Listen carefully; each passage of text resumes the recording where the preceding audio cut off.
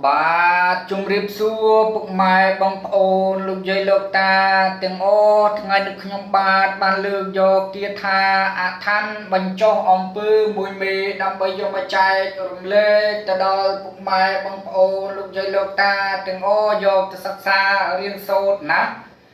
គាថាអថ័ន្ទបញ្ចុះអំពើនេះណារបៀបប្រើប្រាស់ណាបើសិនជាពុកម៉ែបងប្អូនលោកយាយលោកតាទាំងអស់ណាត្រូវអំពើអំពាន់ខ្មោចព្រាយបិសាចអាបធ្មប់របស់គេធ្វើ